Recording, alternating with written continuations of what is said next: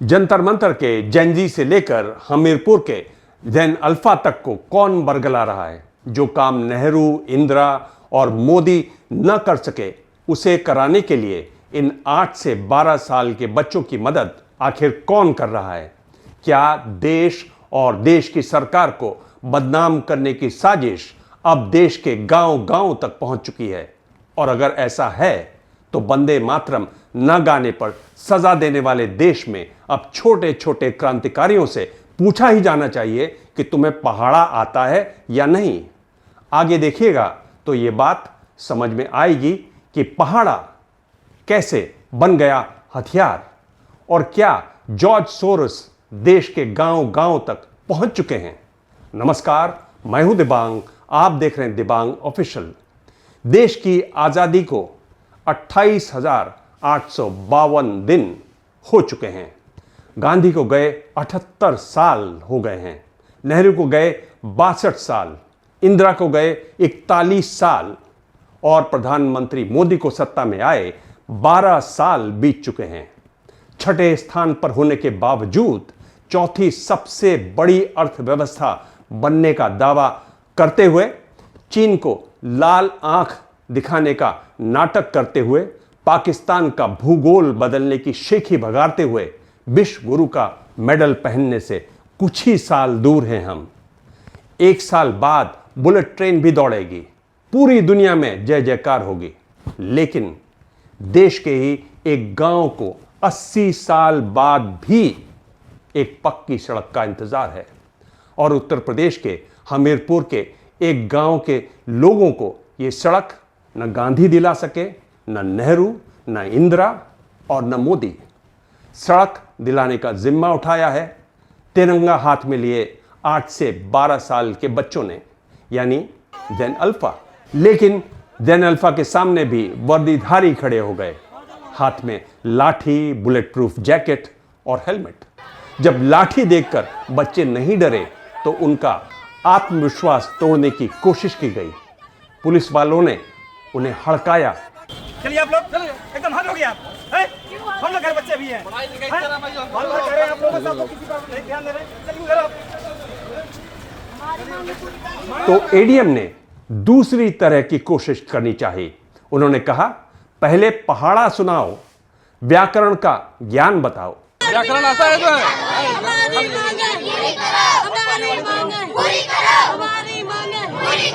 पहाड़ा पढ़ के बोले तो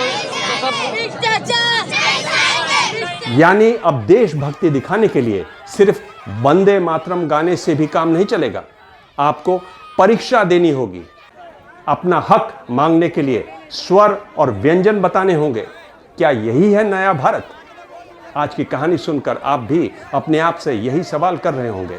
पिछले कुछ हफ्तों से जेनजी सड़कों पर है, पेपर लीक के खिलाफ, भर्ती घोटाले के खिलाफ, जवाबदेही के लिए, बेहतर परीक्षा व्यवस्था के लिए, और अब उसके पीछे आने वाली पीढ़ी यानी जैन अल्फा, जिसके बच्चों की उम्र अभी वोट देने की भी नहीं है, उसने उत्तर प्रदेश के हमीरपुर में शायद भारतीय राजनीति और अफसरशाही को पहली बार अपना परिचय दे दिया है और बता दिया है कि हम वोट नहीं दे सकते, लेकिन सवाल पूछ सकते हैं। 11 अगस्त को हमीरपुर के चंद्रपुर ग्राम पंचायत के गंगवा का डेरा, बच्ची का डेरा और आसपास की बस्तियों के स्कूली बच्चों ने अपने माता पिता और ग्रामीणों के साथ हाथ में तिरंगा लिए 5 किलोमीटर तक मार्च किया और उनके कपड़ों और पैरों पर उस कच्चे रास्ते की मिट्टी लगी थी जिसे वो बनवाना चाहते हैं। ये बच्चे गर्मी में पहले 5 किलोमीटर चलते हैं, फिर जिला अधिकारी के दफ्तर पहुंच जाते हैं। जब उन्हें डीएम से मिलने नहीं दिया जाता तो वो उसी दफ्तर के मेन गेट पर धरना देने लगते हैं। कुछ बच्चे दफ्तर के अंदर घुसने की कोशिश भी करते हैं, लेकिन पुलिस उन्हें ऐसे रोक देती है जैसे वो उसी जिले के बच्चे नहीं बल्कि कोई उपद्रवी हों।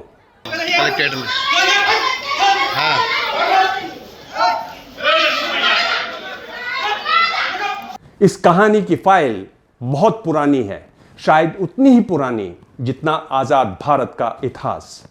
चंद्रपुर की जिस सड़क को बनवाने की मांग ये बच्चे कर रहे हैं वो जिला मुख्यालय से सिर्फ 4 किलोमीटर दूर है। लेकिन गांव वालों के मुताबिक आज़ादी के बाद आज तक इस सड़क को कभी बनवाया ही नहीं गया। प्रशासन ने सिर्फ मिट्टी डलवा कर छोड़ दी और बारिश ने उस मिट्टी को भी कीचड़ में बदल दिया। इस कीचड़ से होकर सैकड़ों बच्चे स्कूल जाने को मजबूर हैं और कई इसकी वजह से स्कूल छोड़ चुके हैं। यानी हालत इतनी खराब है। 2022 के उत्तर प्रदेश विधानसभा चुनाव में यहां के लोगों ने सड़क को लेकर मतदान के बहिष्कार तक की चेतावनी दी।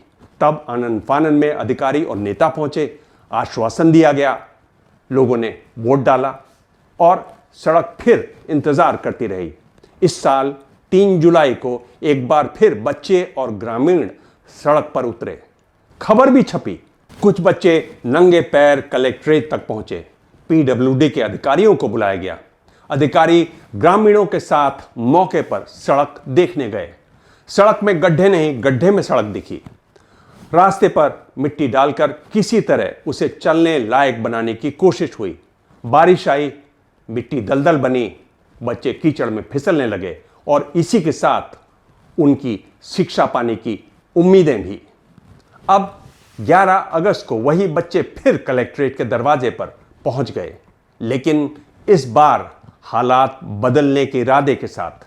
यानी ये सरकार को दिया गया पहला रिमाइंडर नहीं है, ये रिमाइंडर का भी रिमाइंडर है। लेकिन जो सरकारें 80 साल से गहरी नींद में सो रही हैं, उन्हें भला कोई रिमाइंडर इतनी आसानी से कैसे जगा सकता है। लेकिन इन बच्चों ने ये कोशिश की और अभी तक की रिपोर्ट देखकर लगता है कि जेन अल्फा सफल रही, क्योंकि प्रशासन ने सड़क का निरीक्षण कर उसे बनवाने का भरोसा दिया। एस्टीमेट बन गया है, पैसा भी तय हो गया है। ये उनकी बड़ी बड़ी जीत है। लेकिन इस सड़क की असली कीमत रुपए में मत गिनिए। गंगवा का डेरा के स्कूल जाने वाले बच्चों का उदाहरण देखिए। वो बताते हैं कि स्कूल करीब 6 किलोमीटर दूर है। बारिश में कच्चा रास्ता दलदल बन जाता है, इसलिए स्कूल पहुंचना मुश्किल होने लगा है। और इस वजह से एक लड़की को तो 9वीं के बाद अपनी पढ़ाई ही छोड़नी पड़ी। हमारे गांव में रोड नहीं बन रहा है जब से हमारे भारत देश आजाद हुए थे। हाँ, तो हमारी पढ़ाई भी छूट चुकी। 9th में थे, हमारी पढ़ाई कीचड़ की वजह से छूट चुकी है। अभी मिट्टी पुड़वाई थी तो उसमें बहुत कीचड़ हो गया, तब भी नहीं निकल पा रहे। अब 1,81,00,000 रुपए की सड़क के सामने एक बच्ची की छूटी हुई पढ़ाई की कीमत लगाइए, कितनी होगी? 1 साल, एक नौकरी, एक परिवार की अगली पीढ़ी, या फिर इसका कोई हिसाब सरकारी रजिस्टर में नहीं होता। क्योंकि सड़क जब गांव तक नहीं पहुंचती तो सिर्फ गाड़ी नहीं रुकती, शिक्षा रुकती है, इलाज रुकता है, रोजगार रुकता है और किसी बच्चे की जिंदगी की दिशा वहीं उसी कीचड़ में धंस जाती है। हर बार कमल कीचड़ में नहीं खिलता। कुछ सपने दलदल में हमेशा के लिए फंस जाते हैं और ये वो दलदल है जिसमें हक की हर आवाज को दबाकर यह कह दिया जाता है कि ये आवाजें किसी और के इशारे पर उठ रही हैं। यानी जंतर मंतर पर देश के शिक्षा मंत्री का इस्तीफा मांगा जाए तो विदेशी साजिश, और किसी गांव में सड़क मांगी जाए तो उसे लोकल साजिश कह दिया जाता है। कुछ रिपोर्ट्स के मुताबिक हमीरपुर के एडीएम राकेश कुमार ने कहा कि कुछ असामाजिक तत्व बच्चों को बरगला रहे हैं। यानी अब हम आखिरकार कह सकते हैं कि जंतर मंतर से जमुई, होशियारपुर से लेकर हमीरपुर तक जॉर्ज सोरोस ने अपना जाल फैला रखा है। ये छोटे छोटे बच्चे भी शायद उसी के पेरोल पर हैं और विश्व गुरु को रोकने वाले इन बच्चों को बरगला रहे हैं ये लोग। वैसे अच्छा ही हो अगर देश के गांव तक बिजली और सड़क न भी पहुंचे, लेकिन कथित अंतर्राष्ट्रीय साजिश पहुंच जाए तो यह भी उपलब्धि है। लेकिन व्यंग से इतर जरा इस शब्द पर रुकिए। बरगला रहे हैं, बच्चे क्या मांग रहे हैं? पक्की सड़क। किस लिए? स्कूल जाने के लिए। किस रास्ते पर? जिसे बारिश दलदल बना देती है।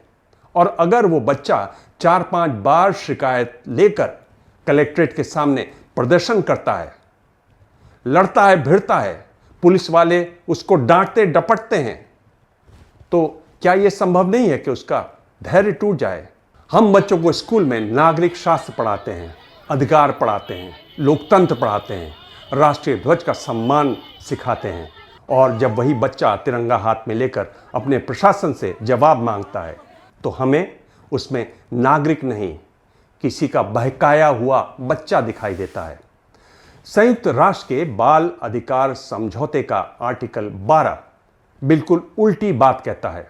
बच्चों को उन मामलों में अपनी राय रखने का अधिकार है जो उनके जीवन को प्रभावित करते हैं, और उनकी उम्र और समझ के हिसाब से उस राय को गंभीरता से सुना जाना चाहिए।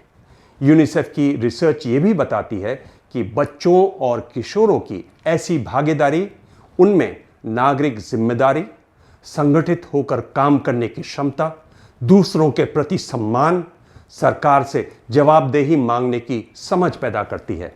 यानी जिसे प्रशासन डिस्टर्बेंस समझ सकता है, लोकतंत्र की भाषा में वही जागरूक नागरिक होने की पहचान है। इन बच्चों के पास अभी वोट नहीं है, लेकिन 5 किलोमीटर की उनकी यात्रा ने उस फाइल को पूरे देश के सामने रख दिया है, जिसे वर्षों से गांव वाले दफ्तर दफ्तर लेकर घूम रहे हैं। मतदाता बनने से पहले इन्होंने सरकार को जवाबदेही सिखाना शुरू कर दी है, और ये बड़ी बात है। IIT दिल्ली में 12 साल से विश्व गुरु का सपना देख रहे प्रधानमंत्री ने कहा, सिर्फ सवाल मत पूछो, जवाब ढूंढने का साहस रखो।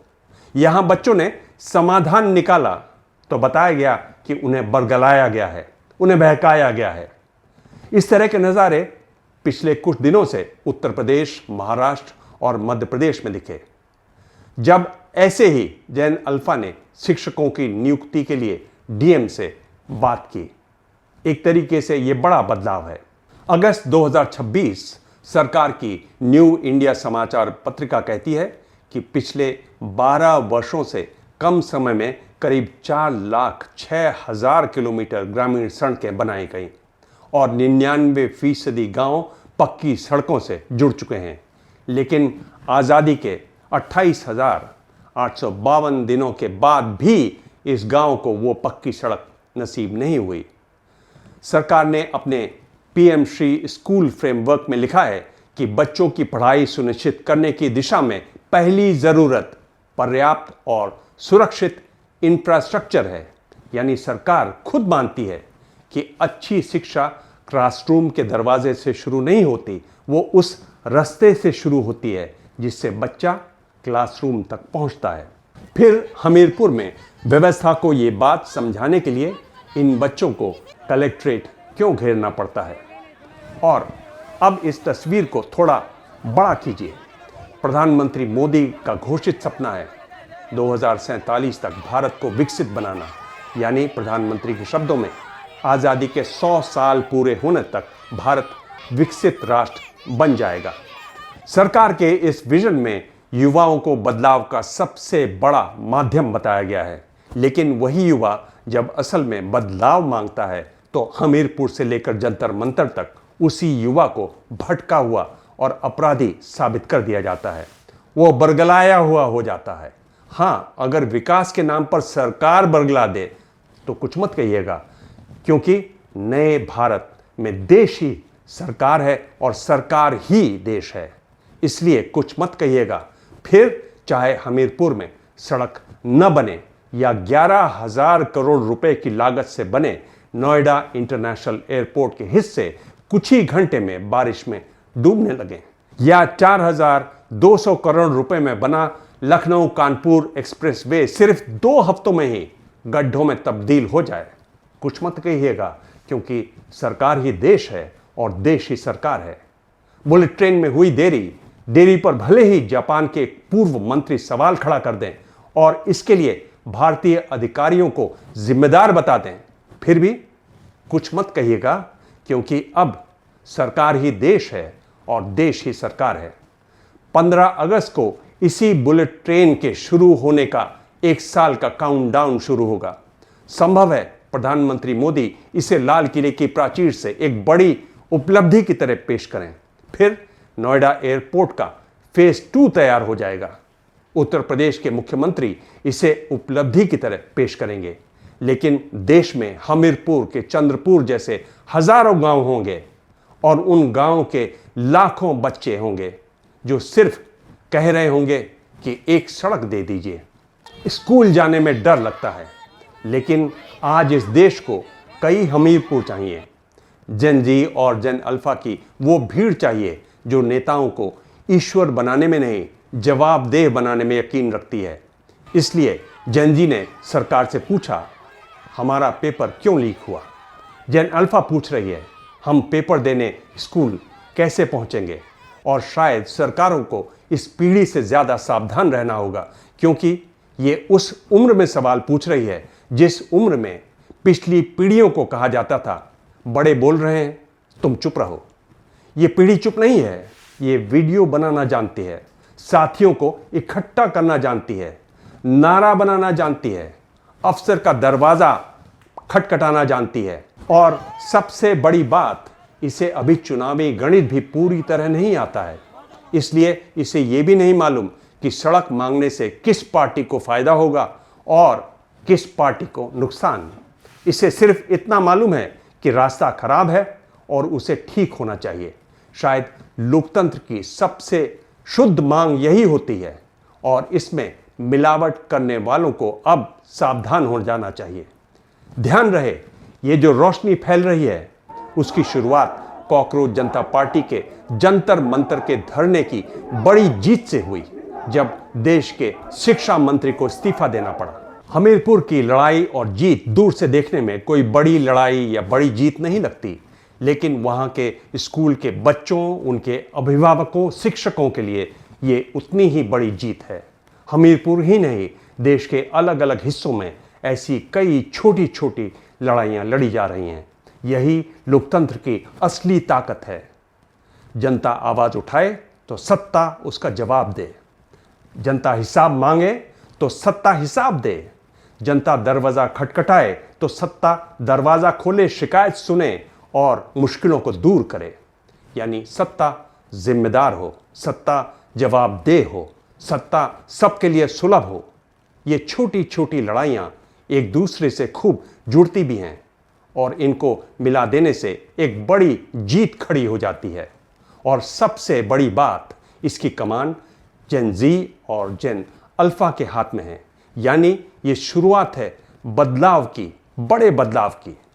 दुष्यंत कुमार ने कहा था, कैसे आकाश में सुराग नहीं हो सकता, एक पत्थर तो तबीयत से उछालो यारो। ये छोटे छोटे हाथ आज हजारों सुराग कर रहे हैं आकाश में। हमारा आज का वीडियो आपको कैसा लगा ज़रूर बताइएगा। आपके ढेरों संदेश आते हैं, उन्हें मैं पढ़ भी रहा हूँ। अभी हमने एक शॉर्ट जारी किया, उस पर आपके बहुत सारे संदेश आए। कईयों ने बताया कि कैसे पहले उनके पिता देखते थे, अब वो देख रहे हैं मेरा कार्यक्रम, मेरे शोज़। इतने सालों से ये विश्वास बना हुआ है, ये मेरे लिए बहुत बड़ी बात है। आपके कुछ संदेश मैं यहाँ शामिल कर रहा हूँ आज के शो में, और ये हैं गौतम, कह रहे हैं we need such videos which reinforces harmony in society. Dibang ji, I wish other journalists take a lesson from you. Since inception, all your programs are just superb. Gautam ji बहुत बहुत धन्यवाद। आप आगे भी देखते रहिएगा और अपने कमेंट्स लिखिएगा। और सबसे बड़ी बात, वीडियो शेयर कीजिए। क्यों नहीं आप इनको व्हाट्सएप ग्रुप्स में शामिल करते, ताकि ज़्यादा से ज़्यादा इसको लोग देख सकें। मुझे लगता है कि बहुत कम लोग देख रहे हैं इन वीडियोज़ को, वैसे मुझे हमेशा लगता रहेगा। आगे अनीता बर्वे कहती हैं, दिबांग नमस्ते, हमारे पुरखों ने हमारे देश में सद्भावना की बहुत महीन बुनावट करके रखी हुई है। पिछले कुछ वर्षों में इसे बुरी तरह डेंट लगा, पर फिर भी यह अभी भी सही सलामत है। गंगा जमुना के अलावा नीचे जो सरस्वती नदी बह रही है, वो हमारे देश की इस सभ्यता और संस्कृति को हमेशा सलामत रखेगी, ऐसा मेरा विश्वास है। बहुत सुंदर बात आपने लिखी, बहुत बहुत धन्यवाद। मुझे बहुत खुशी है कि आप जैसे दर्शक हैं जो मेरे वीडियो देखते हैं, धन्यवाद। और ये है मजाहिदी, कह रहे हैं YouTube पर आपकी मौजूदगी हमें आश्वस्त करती है कि पत्रकारिता हमारे देश में अभी भी है और उसमें मजबूत रीढ़ की हड्डी भी है। कहते हैं कि आपकी प्रस्तुति काफ़ी हद तक संतुलित होती है और उन लोगों के विश्लेषण एक तरफा होते हैं, ये बाकियों से कंपेयर कर रहे हैं। कंपैरिजन बड़ी मुश्किल चीज़ है। बहुत बहुत धन्यवाद आपका। और अगला संदेश है ऑकलैंड न्यूजीलैंड से रिजवान अहमद का। Sir, your presentation is truly amazing, your language is eloquent, your message is clear and the content is both powerful and effective. Your words remind us of what real journalism should be. Rizwan साहब कह रहे हैं कि आपकी पत्रकारिता जैसी होनी चाहिए वैसे ही है। काफ़ी लंबा संदेश। रिजवान, आप न्यूजीलैंड में मुझे देख रहे हैं, बहुत बहुत धन्यवाद आपका। सबको वहाँ बताइए कि इस तरह का एक चैनल है हिंदुस्तान में जिसको देखा जाना चाहिए। आप सब्सक्राइब करें, घंटी बजाएं। घंटी बजाएंगे तो आपको पता चलेगा हमारा नया वीडियो कब आने वाला है। एक वीडियो देखें तो पूरा देखें, जितना ज़्यादा आप उसको देखेंगे YouTube उसको उसी तरह से नापेगा। अगर आप कम समय तक देखते हैं तो YouTube समझता है कि ये वीडियो डामाडोल है। धन्यवाद।